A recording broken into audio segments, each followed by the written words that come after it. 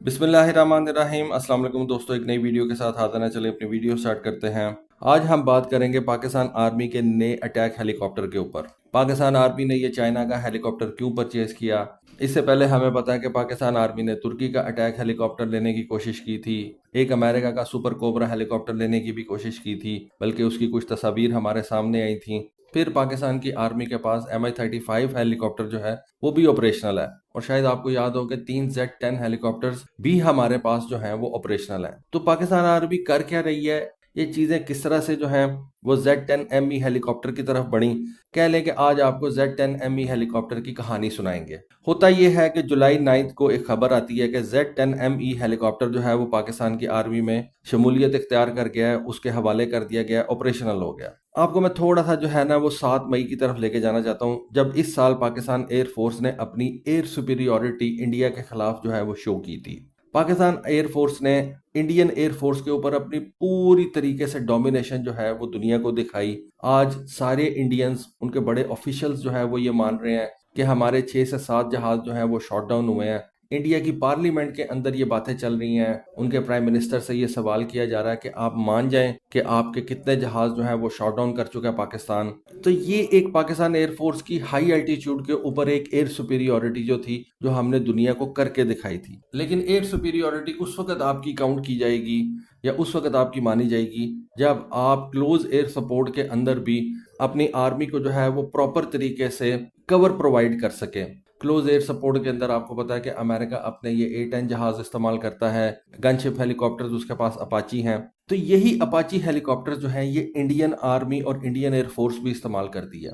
खैर, लो एल्टीट्यूड के ऊपर तो पाकिस्तान इंडिया की ऐसा कोई जंग नहीं हुई, लेकिन फिर भी लो एल्टीट्यूड के ऊपर इंडिया इस वक्त पाकिस्तान से जो है वो अपाची हेलीकॉप्टर होने की वजह से एक सुपीरियर वेपन जो है वो इस्तेमाल कर रहा है। अब इस चीज़ को भी आपने बदलना था, क्योंकि इंडिया और पाकिस्तान का गैप जो है वो गनशिप्स के अंदर बहुत ज़्यादा बढ़ चुका हुआ था। पाकिस्तान आर्मी के पास जो इस वक्त कोबरा हेलीकॉप्टर्स हैं वो 60s की टेक्नोलॉजी हैं। आई बिलीव ये जो कोबरा हेलीकॉप्टर थे ये बेल कंपनी ने 1967 के अंदर तैयार करना शुरू किए थे, और उससे लेके आज तक आप कह लें कि आधी सदी से ज़्यादा का टाइम जो है वो गुजर चुका है। ठीक है, हमने इन कोबरा हेलीकॉप्टर्स को बीच में अपग्रेड भी किया था, लेकिन वो बहुत सिग्निफिकेंट अपग्रेड नहीं था कि जो आज भी जो है वो इन कोबरा हेलीकॉप्टर्स को रेलिवेंट रखे। फिर दूसरा, ये जो अपाची हेलीकॉप्टर्स इंडियन इस्तेमाल कर रहे हैं ये ना सिर्फ नई टेक्नोलॉजीज के साथ आते हैं, बल्कि इनका जो वेट क्लास है वो भी हमारे बेल हेलीकॉप्टर्स के मुकाबले में काफी बेहतर है। ये जो अपाची हेलीकॉप्टर है इसकी जो वेपनरी है, इसके अंदर जो रडार लगा हुआ है या जो इलेक्ट्रॉनिक काउंटर मेजर्स हैं वो बहुत ज्यादा जो है वो एडवांस है,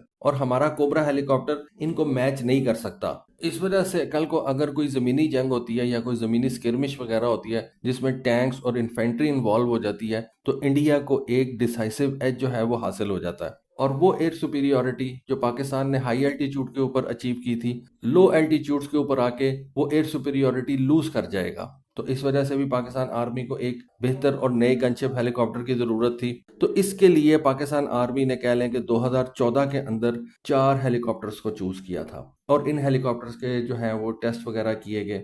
इन 4 हेलीकॉप्टर्स के अंदर सबसे पहले तो अमेरिका का AH-1Z सुपर कोबरा था, फिर MI-35 हेलीकॉप्टर था जो कि रशिया की तरफ से आया, फिर T-129 हेलीकॉप्टर जो कि तुर्की की तरफ से आया, और एंड पे ये Z-10 हेलीकॉप्टर था। इन 4 हेलीकॉप्टर्स के अंदर से पाकिस्तान की पहली चॉइस ये AH-1Z सुपर कोबरा हेलीकॉप्टर था, जिसका पाकिस्तान आर्मी ने तकरीबन 15 यूनिट्स का ऑर्डर अमेरिका को प्लेस भी किया था, और उसके पाकिस्तान आर्मी ने तकरीबन 950 मिलियन डॉलर्स जो हैं वो पे करने थे। कुछ पैसे मेरा ख्याल है पे भी कर दिए थे, लेकिन अमेरिका ने ये 15 AH-1Z super cobra helicopters Pakistan को देने से इनकार कर दिया। कुछ तस्वीर भी हमारे सामने आई थी कि हमने देखा था कि ये super cobra helicopters Pakistan army के कलर्स में एक जगह पे खड़े हुए हैं, हैंगर में खड़े हुए हैं, लेकिन ये हेलीकॉप्टर्स पाकिस्तान को नहीं मिले थे। दूसरी चॉइस पाकिस्तान की रशिया के ये MI-35 हेलीकॉप्टर थे, इनको चूज किया, लेकिन यहाँ पे इंडिया जो है वो आगे आ गया। इंडिया ने रशियंस को अप्रोच किया, और इंडिया के बारे में आप जानते हैं कि इंडिया दुनिया के अंदर रशिया का सबसे बड़ा वेपन्स का बायर है, उसके बाद अल्जीरिया आता है। तो इंडिया ने अपना इन्फ्लुएंस इस्तेमाल किया,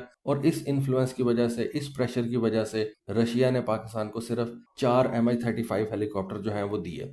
आज भी वो 4 MI-35 हेलीकॉप्टर्स जो हैं पाकिस्तान आर्मी इस्तेमाल कर रही है। फिर तीसरे नंबर पे हम जो हैं वो तुर्की की तरफ चले गए।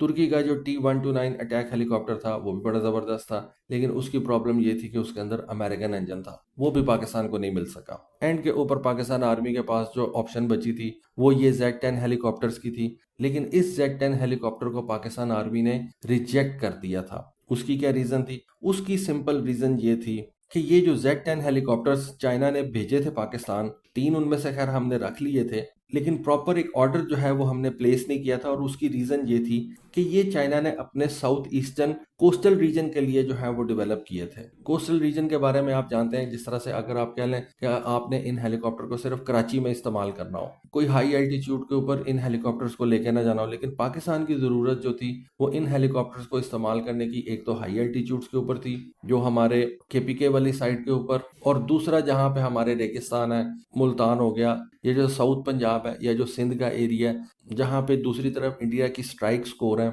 इस तरफ खैर हमारी भी स्ट्राइक कोर्स हैं, लेकिन इस एरिया के अंदर ये अटैक हेलीकॉप्टर्स जो हैं वो इस्तेमाल होते हैं। तो वो जो जगह है वो बहुत ज़्यादा गर्म है, नॉर्मली टेम्परेचर वहाँ पे बहुत ज़्यादा हाई रहता है। तो पाकिस्तान को ऐसा अटैक हेलीकॉप्टर चाहिए था जो इन गर्म रीजन्स के अंदर या हाई एल्टीट्यूड्स के ऊपर जो है वो इस्तेमाल हो। तो जो उस वक्त चाइना ने अपना Z-10 हेलीकॉप्टर भेजा था वो इन दोनों किस्म के क्लाइमेट और एल्टीट्यूड्स के लिए जो है वो इस्तेमाल के काबिल नहीं था। इस वजह से पाकिस्तान ने इस हेलीकॉप्टर को रिजेक्ट कर दिया।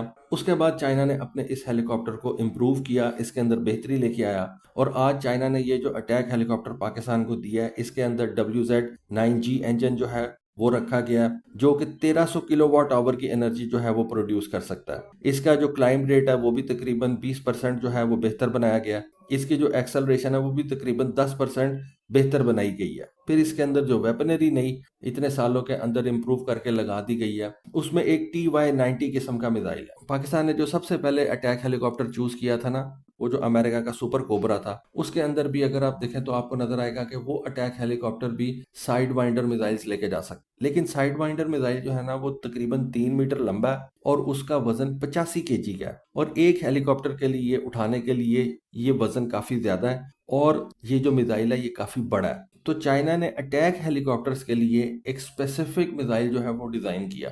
और वैसे भी ये जो साइड वाइंडर मिसाइल है ये फाइटर जेट्स के लिए डिजाइन किया गया, F-16 के लिए, F-15 के लिए, F-22 के लिए। खैर F-35 में तो ये साइड वाइंडर लगता ही नहीं है। ये भी एक आपको बात सुन के काफी ज्यादा जो है वो हैरत हुई होगी कि F-35 में साइड वाइंडर मिसाइल लग ही नहीं सकता। कभी आपने देखा है कि F-35 के इंटरनल वेपन्स बे के अंदर ये साइड वाइंडर मिसाइल लगा हो? F-35 सिर्फ अपने विंग्स के नीचे जो है वो ये साइड वाइंडर मिसाइल उठा के लेके जा सकता है, तो उससे उसका जो स्टेल्थ है वो कॉम्प्रोमाइज हो जाता है। तो बहरहाल एनीवे, ये एक बीच में वैसे बात मेरे ध्यान में आ गई कि F-35 जहाज अपने इंटरनल वेपन्स बे में ये साइड वाइंडर मिसाइल नहीं लेके जा सकता। तो चाइना ने क्या किया, ये TY-90 मिसाइल जो है ये डेवलप किया। साइड वाइंडर का वजन जो है वो 85 kg है, इस TY-90 मिसाइल का वजन 25 kg है, और ये 2 मीटर से भी जो है वो छोटा मिसाइल है। आप कह सकते हैं कि इसको स्पेसिफिकली इस Z-10ME गनशिप हेलीकॉप्टर के लिए डिजाइन किया गया। ये एक एयर टू एयर मिसाइल है जिस तरह से साइड वाइंडर है, लेकिन अटैक हेलीकॉप्टर्स के लिए जो है वो स्पेसिफिकली डिजाइन किया गया। साइड वाइंडर जो मिसाइल है वो अटैक हेलीकॉप्टर्स के लिए डिजाइन नहीं किया गया। फिर इस TY-90 मिसाइल के अंदर एक और बेहतरी जो है वो रखी गई है कि इसके IR सीकर यानी कि इंफ्रारेड सीकर के अंदर अल्ट्रा वायलेट गाइडेंस सिस्टम जो है वो भी रखा गया, जो कि इस मिसाइल को इस काबिल बना देता है कि ये वीक IR सिग्नेचर वाले टारगेट्स को भी निशाना बना सकता है, जैसे कि ड्रोन्स हो गए, जैसे कि मुख्तलिफ किस्म के ये क्रूज मिसाइल्स हो गए, और दूसरे जो अटैक हेलीकॉप्टर्स हैं उनको निशाना बनाने के लिए ये मिसाइल जो है वो परफेक्ट समझा जाता है। तो आप ये कह सकते हैं कि ये जो Z-10ME हेलीकॉप्टर है इसको चाइना ने बाद में इम्प्रूव किया, इसके ऊपर अच्छी वेपनरी जो है वो इंस्टॉल की, और आज इस वजह से ये हेलीकॉप्टर और ये मिसाइल जो है वो पाकिस्तान आर्मी के ज़ेरे इस्तेमाल है।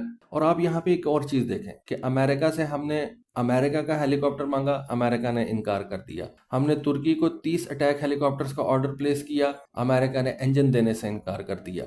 रशिया से जब हमने ये हेलीकॉप्टर्स मांगे उस वक्त इंडिया जो है वो बीच में आ गया। लेकिन जब आपने चाइना से ये हेलीकॉप्टर्स मांगे, वहां पे आपको ना तो अमेरिका की प्रॉब्लम्स फेस करनी पड़ी, ना तुर्की वाली प्रॉब्लम फेस करनी पड़ी कि जी हेलीकॉप्टर तो चाइना का लेकिन इंजन उसने किसी और से लेना है। इंजन भी चाइना का है और हेलीकॉप्टर भी चाइना का है, और ना ही वहां पे इंडिया अपना जो है वो इन्फ्लुएंस दिखा सका। तो मेरा ख्याल है ये पाकिस्तान के लिए एक अच्छी चॉइस है, और आने वाले वक्त में ये अटैक हेलीकॉप्टर पाकिस्तान आर्मी को लंबे अरसे तक सर्व करेगा। तो दोस्तों ये थी आज की वीडियो, ये थी आज की इन्फॉर्मेशन। होपफुली आपको आज की वीडियो, आज की इन्फॉर्मेशन पसंद आई होगी। कमेंट सेक्शन में अपनी राय से ज़रूर आगाह कीजिएगा। आज के लिए बस इतना ही। Thank you. अल्लाह हाफिज़।